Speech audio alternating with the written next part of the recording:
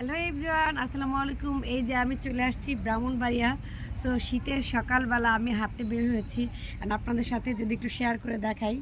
এই যে দেখেন চারপাশটা একদম বিল, প্রচুর বিল। এখানে এখানে বিভিন্ন জমি জমাকে হচ্ছে এই গ্রামে হচ্ছে বিল বলা হয়, বাট আমরা বরিশাইলারা বলে থাকি ধানের কোলা বা হচ্ছে আপনার জমি জমা এই টাইপের।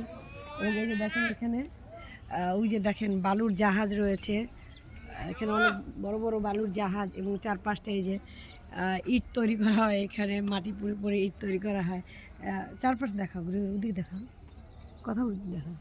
এই যে দেখেন এবং এখানে রয়েছে লাল বালু, দেখে মনে হচ্ছে একদম আমি মরুভূমিতে চলে আসছি। তারপরে এই যে আমার সাইডে হচ্ছে বাড়িঘর সব কিছু, এর পেছন সাইডটা হচ্ছে এই যে বাজারের অংশ। এই যে এবং বিশাল বড় বড় গাছপালা রয়েছে। তো সবুজ প্রকৃতিতে আমাকে দেখতে মাশাআল্লাহ অনেক সুন্দর লাগছে। মনে হয় অবশ্যই কমেন্ট বক্সে জানাবেন।